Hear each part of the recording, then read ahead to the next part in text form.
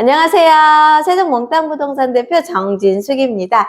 어제요, 세종시 5-1 생활권의 계룡 엘리프가 청약 넣으신 분들 당첨자 발표가 났습니다. 당첨자 발표가 나면서 저희 사무실에는 전화가 계속 들어오고 있는데요. 어떠한 내용들로 고민을 하고 계시는지 그 고민들에 대한 이야기들을 조금 안내를 해드려 보겠습니다. 오늘도 땅야와 같이 하겠습니다. 땅야 안녕. 안녕하세요, 대표님. 와, 정말 엄청난 결과가 나왔다고 하는데 오늘 그 점에 대해서 자세하게 설명 부탁드릴게요. 이 결과의 수치는 참고하셔야 될 게 424세대 특별 공급 뺀 나머지의 일반 청약 위주로 설명을 드릴 거고요.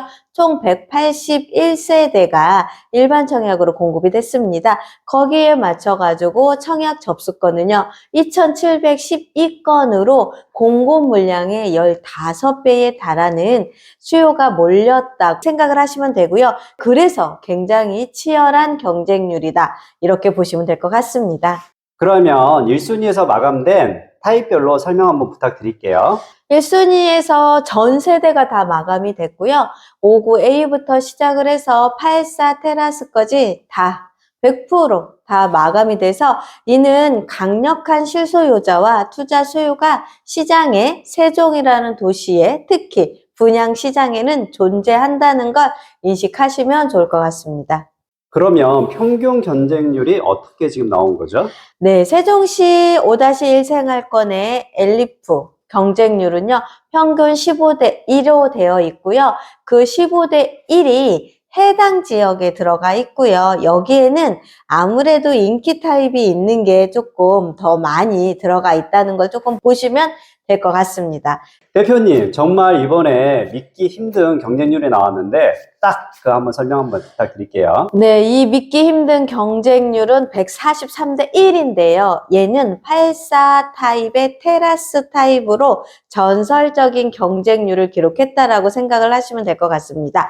모든 아파트를 청약을 하고 분양을 할 때는요, 테라스이거나 아니면 뭔가 특색 있는 상품들은 많은 청약으로 몰림이 있기 때문에 기본적으로 단 2세대 공급하는데 해당 지역은 117명이 청약을 했고요. 기타 지역은 27명이 몰렸습니다. 그래서 공급이 총 143명이 지원을 한 것 같습니다. 이렇게 기타 지역에 뜨거운 열기가 있다는 것은 세종이 정말 관심의 대상이라고 생각합니다. 세종시는 항상 청약을 할 때마다 뜨거운 감자였습니다. 기본적인 청약 구조가 당해에서 60% 청약 공급이 되고요. 기타 지역, 대한민국 전 국민이 40%의 청약 신청을 받기 때문에 기타 지역의 경쟁률이 굉장히 높습니다. 그래서 전국의 서울, 경기권 빼고 전국의 도시 중에 가장 핫한 도시가 세종시고요.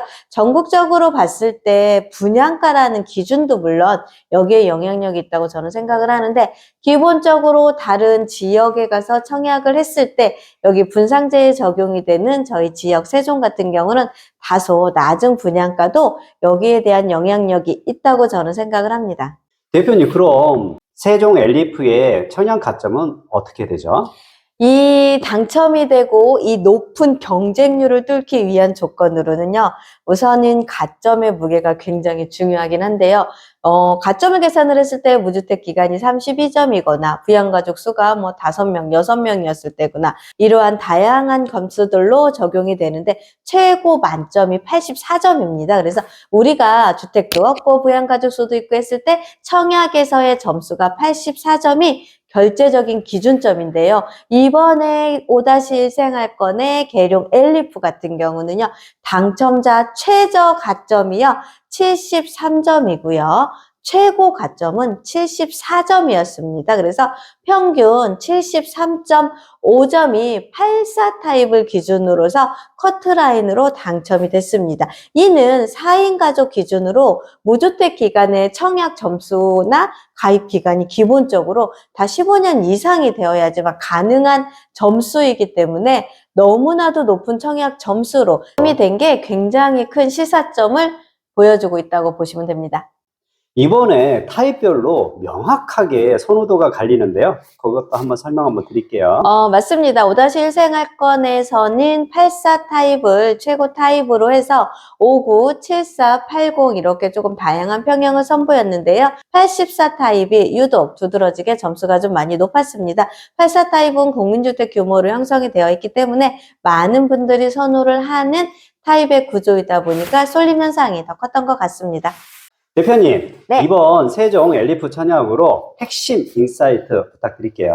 4가지로 설명을 드리겠습니다. 우선은 청약 경쟁률의 접수 건수로 인해서 압도적인 시장 수요입니다. 세종이라는 도시는 살아있습니다. 항상 지방이라는 도시에 묻혀서 세종도 많이 침체가 됐거나 거래가 안 됐거나 하신 걸 오해하시는데요. 이번 청약 경쟁률과 가점으로 보시면 압도적인 시장 수요로 총 접수 건수가 2,712건으로 대부분 다 1순위에서 마감을 했기 때문에 공급이 이루어진다. 그러면 세종은 어쨌든 압도적으로 시장의 수요가 굉장히 높다라는 게 첫 번째로 증명이 됐고요. 두 번째로는요. 광역적인 관심이 증명이 됐습니다. 기타 지역의 경쟁률, 그 다음에 해당 지역의 기본적인 상황, 그 다음에 지역을 넘어서서 모든 대한민국 전 국민들이 세종의 가치를 인정해줬다고 보시면 될 것 같고요. 이번에 세 번째로는요. 뚜렷한 타입의 선호도인 84 타입의 쏠림 현상이 유난히 두드러진 것 같습니다. 사실은 기존에 1월 달에 분양했던 양우 내한에는 전평형을 84 타입으로 했었거든요. 근데 이번에 계룡 엘리프는 물론 전형이 다 타입이 마감이 됐지만 84 타입이 고득점으로 인해서 높은 경쟁률을 뚫고서 당첨이 돼서 84 타입의 선호가 굉장히 높았다는 게 세 번째 인사이트고요. 마지막 인사이트는요. 세종은 역시 넘사벽이다. 청약으로 내가 주택을 받아가지고 소유를 하겠다라는 생각을 가지신 분들은 진입장벽이 굉장히 높다라는 게 제가 생각한 4가지 핵심 인사이트로 보시면 될 것 같습니다. 대표님, 그럼 당첨되면 이 계약을 해야 될까요? 말아야 될까요? 사실은 오늘 어제 하루 종일 질문이 많이 들어왔습니다. 제 전화에는요. 계룡 엘리프 당첨이 됐습니다. 그러면서 어떻게 해야 될지에 대한 고민을 많이들 지금 토론을 하고 계시는데요. 주변에서 얘기를 들었을 때는 외곽이라 너무 외졌다라고 얘기를 하시는 분도 계시고 아니면 너무 세종 중심권에서 멀리 있기 때문에 굳이 거기를 계약을 해야 되냐 하지 말라고 말리시는 분들도 굉장히 많으시다고 합니다. 그래서 저한테 질문을 하시는 분들은 계약을 해야 될지 말아야 될지와 두 번째, 과연 내가 이거 계약을 했을 때 투자 가치가 있냐의 질문이었습니다. 근데 제가 상담하고 전화를 받으신 분들의 특징이 있습니다. 첫 번째, 지금 세종의 중심권에다가 내가 집을 사시고 싶어요. 근데 여기 집은 사실은 기본 8억에서 9억, 많게는 10억을 갑니다. 이 중심권에다가 내가 8, 9억, 10억짜리 집을 매수하실 수 있는 분이라고 하면 당연히 청약 계약하실 필요 없으시고요. 그 자금으로 여기 중심권에 오셔서 집을 매수하시면 돼요. 하지만 저한테 들리는 전화의 목소리는 사회 초년생이었고 나이고 되게 어린 느낌도 많이 들었고 지금까지 집이 없으셨던 분이었고 나한테 자금이 있어봤자 2, 3억, 많아봤자 3, 4억인데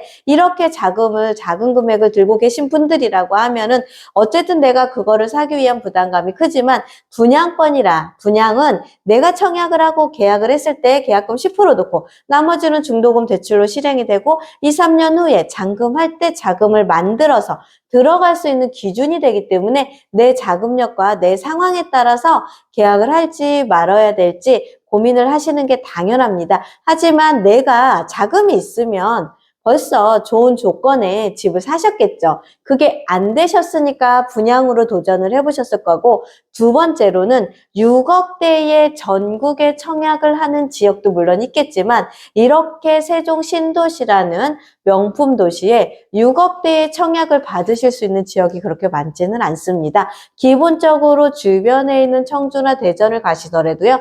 7억에서 8억대의 분양가가 형성이 되고 있습니다. 이러한 기준으로 봤을 때 세종의 6억대는 그렇게 높은 분양가가 아니거든요. 그리고 5-1 생활권에 있는 스마트 시티 도시로 형성이 되고 있기 때문에 5-1 생활권은요. 우리나라에서 여기 스마트 도시를 만들어서 외국에 수출을 하려고 정부에서 많이 힘을 가해지고 있는 동네입니다. 이 동네는 지금은 아무것도 없는 허허벌판으로 느껴지시겠지만 앞으로 세종시라는 도시에서 많은 동네들이 거론이 될 텐데요. 앞으로 뉴스, 신문 등 다양한 매체에서 우리가 볼 수 있는 동네는요, 5-1 생활권의 스마트 도시일 겁니다. 다양한 매체, 다양한 도시에서 이 스마트 도시만의 특징과 이 스마트 도시가 형성이 되는 기준이 보도가 되고 뉴스가 되고 이렇게 형성이 된다고 하면 당연히 부동산은 다른 모든 지역분들이 그 동네를 쏠림 현상으로 볼 거고요. 그 쏠림 현상이 이루어진다고 하면 앞으로도 계속해서 그 주변으로 주택을 매수하거나 부동산을 투자하거나 부동산을 매수할 수 있는 기회를 잡을 수 있고 내가 그 기회를 안고 있는데 계약을 할지 말지 고민하시는 분들한테는 저는 앞으로 부동산의 투자, 그 다음에 가치는 미래에 형성될 수 있는 미래의 그림을 그린 사람만이 수익을 창출할 수 있다고 생각을 하거든요. 이러한 기준으로 봤을 때 높은 경쟁률, 높은 가점으로 청약이 되셨고요. 그 다음에 앞으로 분양하는 물량은 분양 가격이 어떻게 될 거로 보여지십니까? 6억대의 신축을 어느 지역에 내가 매수할 수 있을지 이러한 고민, 이 3-4가지만 딱 고민이 되시면 어떠한 결과가 나올 거라고 저는 생각이 들어서 오늘 제가 이 영상을 킨 건 많은 전화로 인해서 제가 생각한 이야기들을 안내를 해드리니까 이거 제 이야기를 잘 듣고서요. 판단하시고 계약을 할지 말지 고민을 해보시는 게 좋을 것 같습니다. 세종은 새로 생기는 신도시입니다. 신도시다 보니까 처음에는 허허벌판이고요. 아무것도 없었고요. 뭐가 형성이 안 돼 있었던 건 사실입니다. 이게 형성이 되면서 도시가 갈수록 멋있어지는 도시가 되고 있거든요.